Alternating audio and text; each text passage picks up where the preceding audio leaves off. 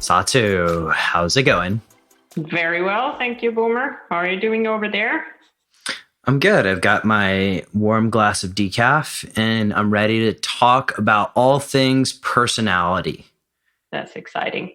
Yes. And before we go any further, the show notes for this one are going to be at decodingsuperhuman.com/personality. And what's been interesting about this topic, and it's something that has enthralled me for a number of years, but increased in interest when I heard Ray Dalio speak more about it and how they use personality and personality testing at Bridgewater. So I'm looking forward to today's conversation, but let's talk broadly first, and I'll come back to Ray Dalio certainly at some point. Let's talk broadly first about personality types. When I think personality types, I generally think of extroverts and introverts. Can we go into that a little bit? What are those? What does that actually mean? Yeah, I think maybe we take a step back and think like, what is personality? And that's even better. Yeah, because personality, typically people describe it as something that remains stable. It's permanent. You can't change that. It is actually, part of it is genetics. And part of it comes just at a very young age. And then behavior is more how we act on that, how we organize our thinking. Our personality has an effect to that, but that's the words and the actions that come out. That is then something we can actually influence more than the personality.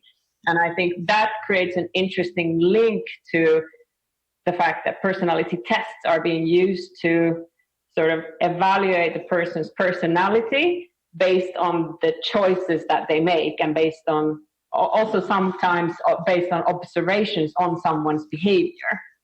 And I think already having said that creates some question marks in my head. But sorry, you were saying. No, I love this because you've uncovered some flaws already in common personality tests. And common personality tests are used everywhere, right? It feels like, and I have a plane flying over me right now, and I apologize if anybody can hear that. But if it seems like no matter where you are, job, applying for a job, you're in a job, you're getting your 360-degree review, which we can talk a little bit about those. There's a personality test involved. Yeah. But can we talk a little bit about these introverts and extroverts and maybe some problems with those designations? Yeah. Firstly, yes, as you said, we use personality tests in many different situations, whether it is at your current job or you do it online just because you're curious about yourself, or you are in a recruitment process. Now, by doing these type of tests, we can name a few of them. MBTI is a very well-known a test that people use and companies use. Then another one is the DISC, that gives you like a color. Which color are you? That's I think it was William Marston's test originally, the DISC test, and the MBTI is the Myers-Briggs indicator. Now, tests like this, they put you in categories, right? They sort of label you. You become a color, or you become a letter or 4 letters, like with the MBTI. Do you remember your letters? That's the funny part of it. It has changed over the years, and it's quite a significant change, because the first letter at the MBTI test gives you the indicator, are you extrovert or introvert? And mine has changed, because I checked my notes from probably over 10 years back, and it was an E, an extrovert. And now if I would do the test, and which I did a couple of years back, it's an I. And how is that even possible? Isn't this a personality that it can't really change? That's just how I am. Or is it the behavior that I wanted to express when I was doing those tests? Now I'm going deeper into this specific test and my experience. I wanted to be more of an extrovert because of the career situation I was at a very young, much younger age, more like mid-20s. than I actually am according to my personality. And I can proudly say that I'm very convinced now that I am an introvert, and I could be an introvert extrovert. There's also this tweak to that, which means that I'm very happy to stand in front of a crowd, and this is what I do for a living. I help people, others. I speak in front of management teams and so on. I've led teams. I don't have a problem with that. But where do I get my energy from? That's when the introvert side kicks in. I don't get my energy from all these people. I get it when I'm not with them. Mm-hmm. Does it make me less of a high performer? Knowing all this now? No, not at all. Looking at why did I answer to these questions the way I did back in the days, I think it was 15 years back, I probably thought it's going to be like they're going to hire someone who is an extrovert, because extrovert and then DISC test, red colors, they are the dominant ones. So you have to be like that if you want to be a high performer. But that that's not the case in the real world, have I come to understand now. You can really be a high performer whether you have, it doesn't matter which letters you get from an MBTI test or which colors you get from a DISC test. What matters is, do you understand your personality and do you know how to manage your behaviors? Can I throw out a landmine here? Because in 2 personality tests, one MBTI and the other one won't go named here, but it's very similar to DISC. One I came across as an extrovert and one I came across as an introvert. Right. And so I do think that it's very hard to isolate and create controls here, right? And I guess you have to genuinely answer, but you have to genuinely answer on your typical day, right? And how many of us always have typical days? Yeah.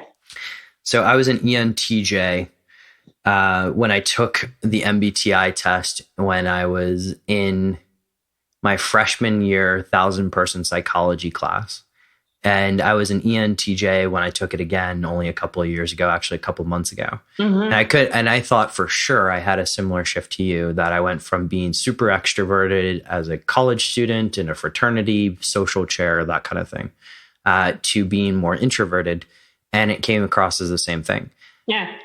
But I still don't have the 100% confidence in that test. Yeah. So because I feel like I get more energy now when I'm by myself, regenerating, doing things, going out in nature, all of that. Right. Yeah. So is it the test that we should blame, or should we blame ourselves, or maybe none of them? But I think when you really want to deep dive into personalities, I wouldn't take these tests. I think I would turn to a test that actually gives me a more deeper understanding on, or maybe even more psychological understanding, and also gives you sort of the dark side of the personality. One of the tests that I do like. I was gonna. The neurological question that comes up and is on everybody's mind. What test do you actually like? What is it? Yeah. One. Let's interrupt our regularly scheduled programming to talk a little bit about a product and company I'm in love with, and that is the Vielight. My particular device is the Neuro Alpha, and let me tell you a little bit about my N of 1 benefits. Better sleep, better focus and less anxiety when it comes to things like public speaking, and increased ability to really drop into flow. But you can check out their website, which is full of all kinds of scientific articles and research in this world of intranasal photobiomodulation. And if you want to check out a device, we have a little bit of a coupon code for you. You can use the coupon code Superhuman to get 10% off your purchase. That's Vielight, VIELIGHT.com, and use the code Superhuman for 10% off. One that me and my previous colleagues have used, and also colleagues that have been or are still our psychologists recommend, is the Hogans Systems test. What's so significant about that one? Well, that's the thing. I mentioned the dark side of you. To make it short, you can read. I mean, are we talking about Satu Vader here? Do we have like a dark? Do we have a Darth Vader moment, or what does the dark side actually mean? Well, we all have some dark side of us. Some of us have it more significant, but basically it's a question of what happens when you're cornered, what happens when you're in an extreme stress situation or a situation where you get sort of attacked, or what is your reaction? What kind of a boomer comes out then? Mother Teresa. Awesome. For me, it's more of the manipulative Satu that comes out, because I'm so determined to get where I'm going that I start forgetting about people. And so compared to the MBTI test, I think, in my opinion, the Hogans tests go much deeper and they're more reliable. And also, I guess that's the fact that more psychologists also work with those tests, and a lot of recruitment companies or executive search firms use Hogans and similar to that to deep dive into personality types. And you can Google Hogans Systems approach and read more about it, and we can link that to the show notes as well. Absolutely. So let's talk a little bit about the links between how is this stuff useful in terms of both performance and recovery. Can we get a little bit into the usefulness of these? Like, once I have my Hogans profile done, what's particularly useful about that? Yeah, and even if it's not Hogans, even if it would be just any type of a personality test where you need to start understanding what kind of a person you are, and now link to performance. Where do you get your energy from, and what takes your energy? What kind of situations make you stressed? Mm-hmm. And how to work with that. And this is how we can then link all together back to the systems approach. I think we just gave the example about the extrovert and introvert. Like for an introvert type, where do you charge your batteries? We mentioned that you might go out to the woods and just be alone in the nature. And that's where you see like the batteries filling up again. For an extrovert, you might need to go to a party to get your batteries up again, because you've been sitting the entire day at the office and you're so bored. So we are very different, and we should not force ourselves. Neither should we start forcing our team members or employees to do things that are not suitable for their system and for their personalities. And we can, to a certain extent, we can, of course, modify our behavior. And even a super introvert person can cope with situations that are draining and taking out the energy. But you need to know how to balance that. Like, you can't have 24/7 or even 8 hours of something that totally just takes your energy, and then not to know where to gain the energy back. So in an optimal situation, if you are measuring, you could be measuring your stress and recovery with the first beat. We've discussed that in another episode. And you could see, like, what are the stress levels during the day? Are the activities that I'm doing, the meetings that I'm sitting at, and the clients that I'm meeting, the work that I'm doing, is it causing more stress? And if so, what is the specific trigger? Why did it cause me so much stress? And how do I then manage my coming week or weeks or months so that I can actually regain that energy throughout the day and not just fall asleep and feel miserable? So all those things are linked, as you can hear. Awesome. So can we talk a little bit about the right ways and the wrong ways to use these in just sort of a business setting? Because, like, you see them in recruitment all the time. I alluded to Bridgewater I know Bridgewater, at least Ray Dalio has commented that he uses MBTI for hiring purposes. Yeah. Is there a problem with relying solely on these personality tests to screen clients or to screen potential applicants? Yes and no. Depends on who is taking or conducting the recruitment process. How skilled are you as an interviewer or HR person or the boss, so to speak? The worst thing is that if you would just print out a result of a personality test and rely on that and then make a decision based on that, never do that. You always need to take the individual to the situation and actually have a feedback session or an interview around this. Like, how do you interpret it, the results of the test? Yeah. the situations what I've seen where these are being misused are situations where the person who is interviewing is actually just giving the report to the person and reading it out loud. As per the test results, you are this and this. You are a red person with a little bit of yellow, and this is how you react to stressful situations. Isn't it right? And of course, the person is like, okay, yes, sure. And then you get the report and you're like, oh, I'm labeled. I'm this. So I'm expected to act like this. I'm expected, if I get the job, I'm expected to behave like this.